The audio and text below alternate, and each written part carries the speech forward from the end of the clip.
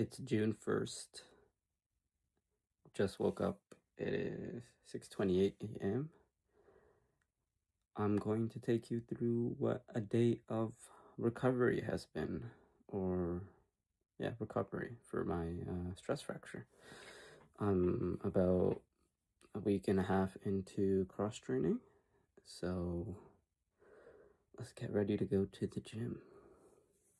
Every morning has started with me taking vitamin C and I take an iron supplement because I found out that my ferritin levels are very, very low.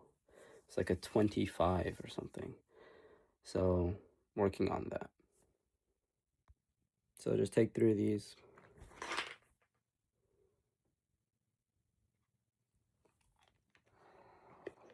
Just tastes like orange. And then I'll take my iron pill after this. I was told that you take your iron supplement with vitamin C because your body absorbs it better. Also, you should be taking it on an empty stomach. Gonna take some pre-workout before I head to the gym. I'm not even lifting weights or anything. I've literally just been riding a recumbent bike, which is just an upright bike at the gym for, it's been, I think 8 days now of riding. I started on a Wednesday, like 2 weeks ago. But yeah, this Wednesday I have an appointment with a sports doctor to see if I get the all clear to start running. And I'd say I feel okay, but there's still something back there that's like annoying. So I may need more time off, but we shall see. And I guess I'll get into what I've been up to for like 6 weeks now almost, but it hasn't been much. But yeah, let's go to the gym.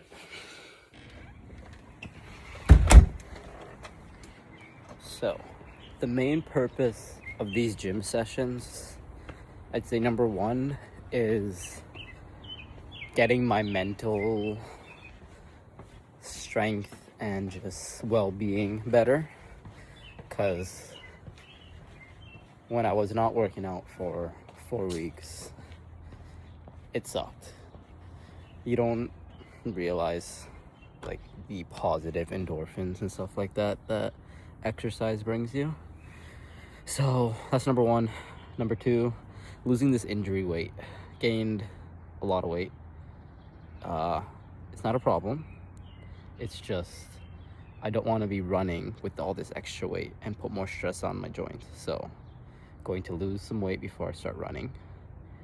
And then number three is getting my cardio back, because my resting heart rate is not what it used to be. My just exercise heart rate is not what it used to be, but it'll come over time.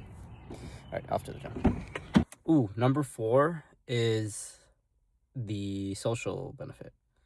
I have lots and lots of friends at the gym, and just catching up with everybody and talking is an important thing after sitting down in my basement for 4 weeks. So it's nice to see people. That's another benefit of heading out of the house and seeing or going to the gym. I'm sorry it's so loud in the gym, but let me show you my weapon of choice. This is what I'm on. Sick.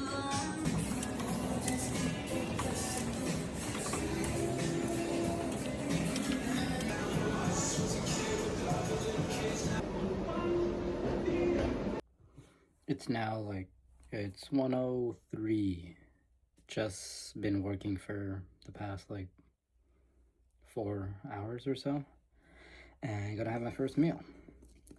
Not the best timing, but work's been really busy, so just have it's like a chicken breast sandwich, and gonna have a pear and lots more meals, and then back to work because it's the first of the month and there's a lot of month-end stuff to do.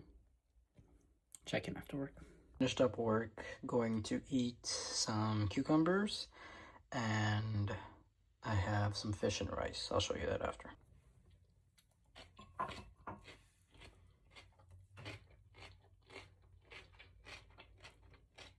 This is for all the vegetable slander that I get.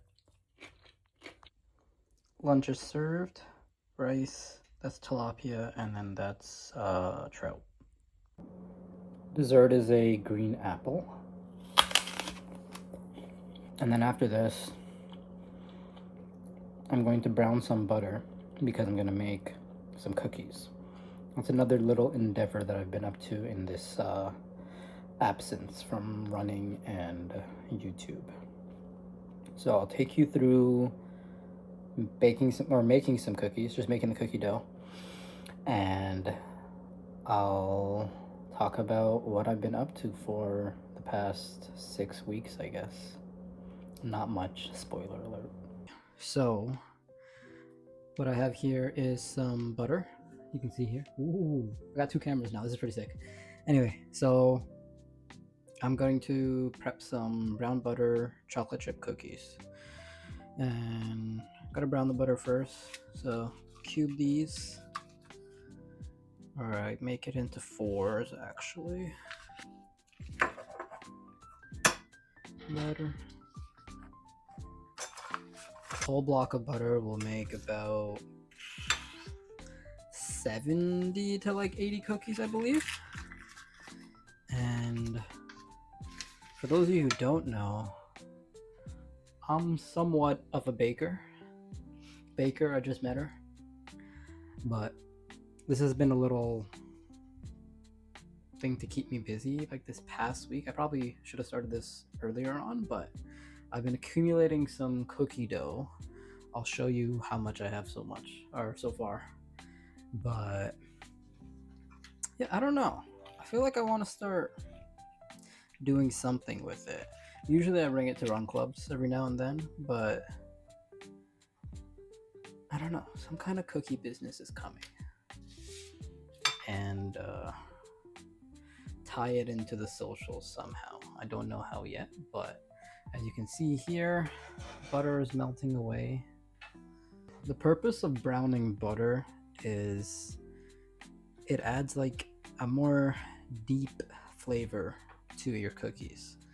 And you might be wondering, what does browning butter even entail? So you melt it, it starts to bubble, and then it almost starts to separate. And what you're browning is actually the milk solids. So they separate from the butter, you lose some water due to evaporation, and then you have the dark pieces at the bottom, which is just like burnt pieces of milk solid. Not burnt, but like toasted. So it adds like a nice nutty flavor to cookies. So if you do make cookies or anything, brown your butter and it'll make a much better product. So as this is browning away, what have I been up to? So it's been 5 weeks since I got my MRI, or maybe 6 weeks. So 4 weeks did absolutely nothing at home. Basically, I played Xbox, and what I was playing was Midnight Club Los Angeles. If you know, you know. That was like an OG game on like Xbox back in the day. So I downloaded that again. And then from years ago, I bought Hogwarts Legacy, I believe it's called. Basically Harry Potter, the video game. And I hopped back onto that and played that for, I want to say 2 to 3 weeks. That kept me somewhat busy. Other than that, I was working, chilling on the couch, recovering. I tried to do some core work, but I felt some aggravation, so I didn't do much core work. And Finished a show called Southland. Would highly recommend on Netflix, Southland. And I'm currently watching The Shield. And in between all that, lots and lots of overeating. My appetite did not go down from when I was running higher mileage and exercising every day. So I didn't really have self-control these past 4 weeks and gained some weight that I shouldn't have, but it's nothing that some dieting and increase in activity can't fix. So as you can see here, it's starting to bubble. So this is when the milk solids will break apart eventually. It probably takes like 10 minutes or so for this to fully brown. And what's going to happen is, or here, listen to this. Anyway, yeah. So you gotta keep constantly stirring it so that it doesn't not solidify, but burn to the bottom of the pan. You want to keep it moving so that it's like evenly cooking the butter. Mental health was not the best those 4 weeks.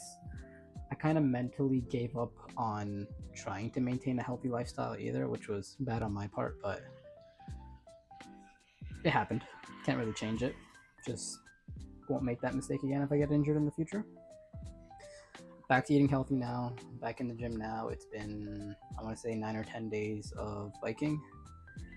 Weight's already coming off, heart rate's getting better as I'm riding, and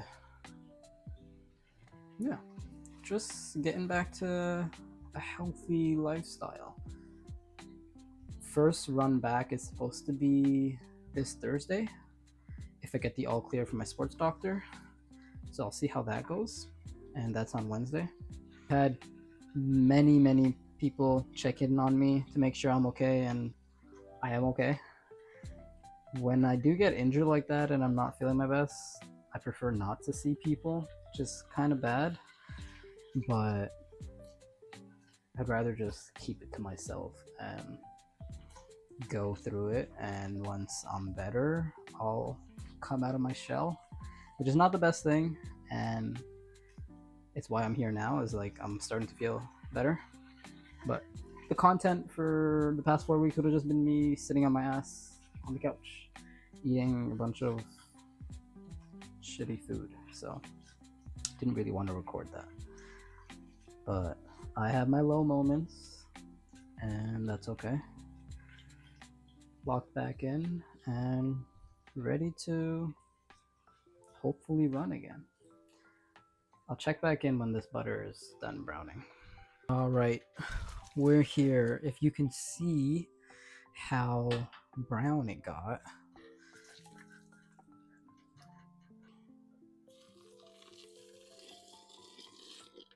Get all these brown bits in there because that's the flavor. Add some white sugar. The recipe calls for 200 grams of white sugar.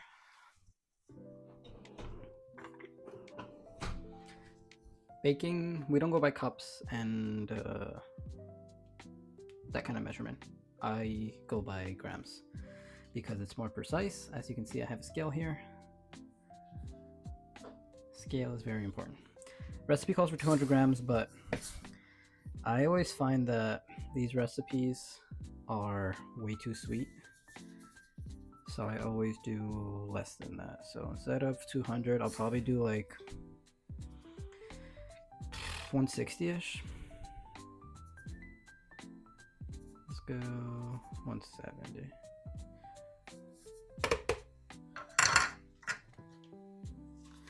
And then mix that all in.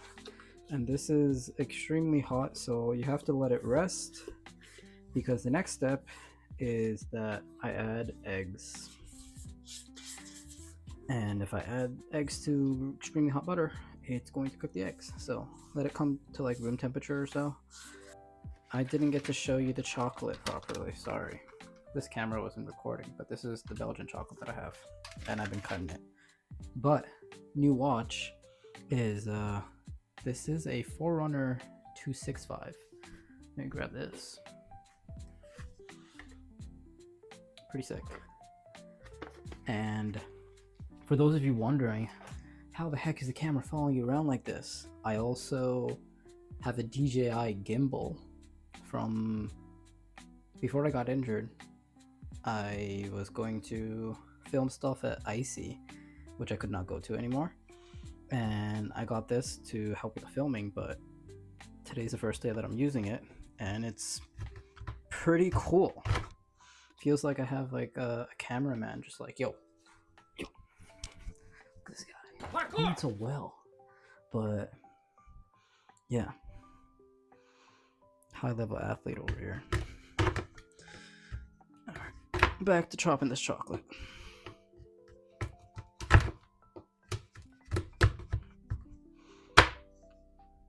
Very physically demanding job over here. I could just use chocolate chips or chocolate chunks that are like pre-chopped or whatever, but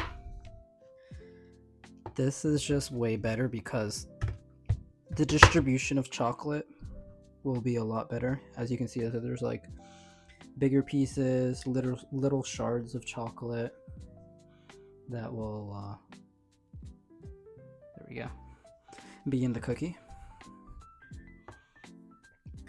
And it's just a better experience. And you may be wondering, how did I become such a gifted baker?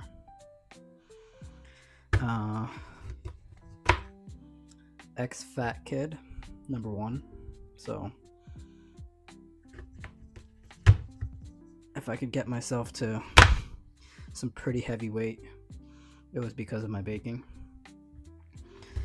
And number two, practice. I know Allen Iverson is probably triggered by hearing that. Talking about practice. I mean, not listen, a game. We talking about practice. Not a game. Not a game. Not a game. But practice, not a game. Yes. We talking about practice. I've probably baked and made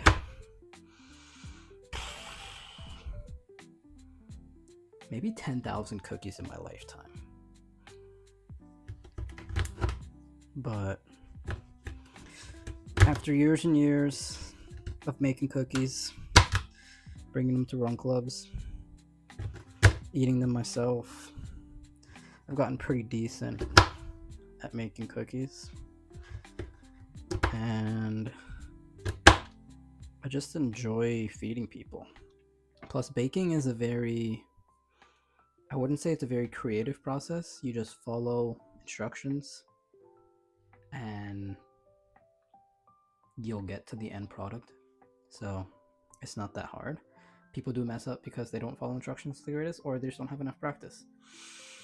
But as long as you have a scale and you know how to crack an egg and not burn things, you should be okay. And some math. You need to know how to, like, half a teaspoon. If you're doubling a recipe, you should be able to work with fractions and stuff like that. So shout out to grade 3, grade 4, grade 5, I don't know, whenever we started doing fractions in school. But here's the chocolate. That's the first chop, and then I'm gonna go in the opposite direction, so more fine chop.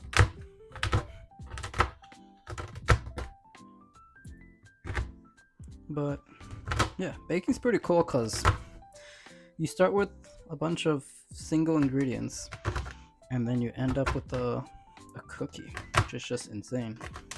Making something from nothing. I feel like a magician sometimes. Sugar is all solidified and nice and cool. Throw this in the stand mixer.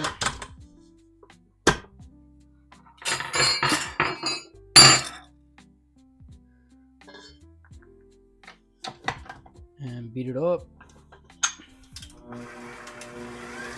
So as it's mixing up, it is going to become lighter because we're whipping air into it. You can see how much lighter this became already. Let me just fix this. Bang. Much lighter. All right, now I'm going to add 2 egg yolks. 4 more eggs go into this, but I'll add those one at a time. So I'm gonna add the eggs one at a time. Boop. Mix it up. Add in the next one. You get the point. Next, adding some molasses. I was supposed to use dark brown sugar, but I didn't want to buy that, so I'm just adding some more molasses. Then vanilla extract. Straight from Costco, the good stuff. For those of you who don't bake, vanilla extract is like the MSG of the baking world. It just pure flavor, like it's just gonna make it better. Recipe calls for 4 teaspoons, which is a tablespoon and 1 teaspoon. 3 teaspoons equals 1 tablespoon. And with vanilla, we always go a little bit extra, you know? Measure with your heart. It's pouring over, that's 1. And then a teaspoon. So that is all the wet ingredients that go into a cookie. Pretty standard for most cookie doughs. It's just going to be butter, sugar, eggs, vanilla.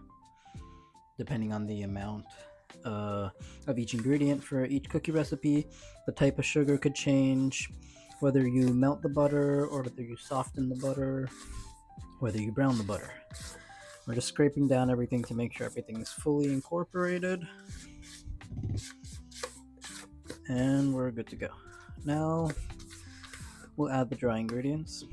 And dry ingredients for a cookie is usually flour, baking soda, baking powder, salt.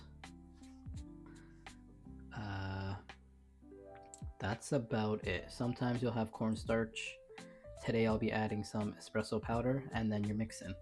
Whether it could be chocolate, it could be a candy, it could be oatmeal, it could be a bunch of things. You're flavoring, whatever it is. But yeah, that's the basics of a cookie. So, baking soda, 2 teaspoons. I prefer to sift all my dry ingredients because I do not want any lumps that won't get mixed in properly. Baking powder, half a teaspoon.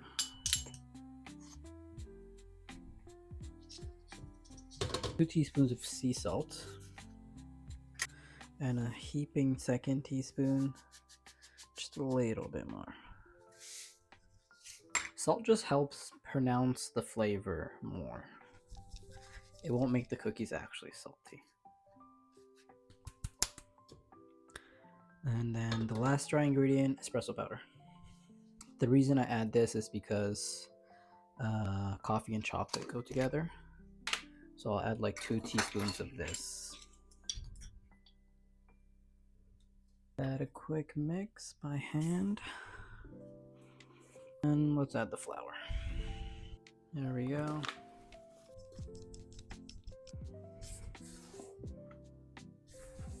That's somewhat incorporated, and then I will add the rest of the all-purpose flour.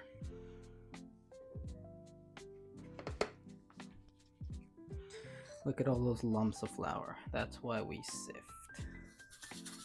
Being incorporated right now, and the key is you do not want to over mix this. That's enough.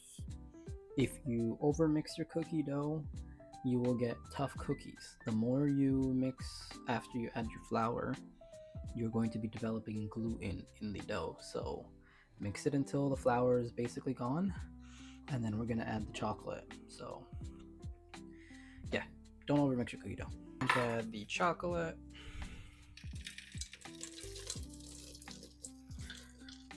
Add this first portion first, and get that incorporated so you get some even distribution. We'll add the rest.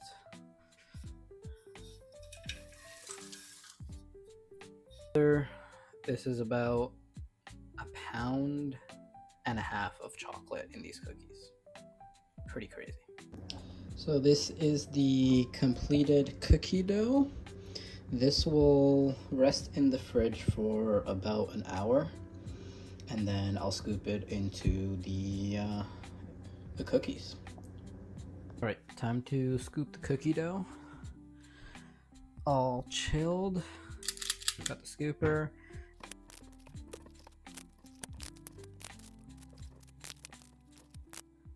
In total, it is 74 cookies. So not a bad pull from that batch. All right, let me show you my cookie inventory so far. These are corn cookies. It's about 100 or so here. These are the cookie doughs for hot chocolate cookies. Same with these. This is about 150 or so. And then these ones are s'more cookies, the base as well, graham cracker cookie, chocolate chips, and brown butter as well. And then this is probably another 70 cookies right here. And then another 70 cookies from or 74 chocolate, brown butter chocolate chip that we just made. So yeah, 150, another 100, 250, plus another 70, 320, plus another like 74. So we're close to like 400 cookies. 2 + 2 is 4, -1, that's 3, quick maths. Accumulated so far. I feel like a drug dealer with all these bags of like cookie dough. They sit in the fridge for like 3 days, and then they go off into the deep freezer for when I'm gonna bake them off. And they will get baked off soon. But cookies last a very long time in the freezer. And as for me, that's it for me. It's been a long day. It is 9:38. I'm gonna go to bed in about an hour and edit this video. We'll see how soon I can get it up. But thanks for watching. Comment, like, and subscribe. Let's put this down. Whoa, look at this. I'm loving this new camera setup. Running is a privilege. Peace. Got more videos coming out, so I'm back. I guess we'll call this the comeback.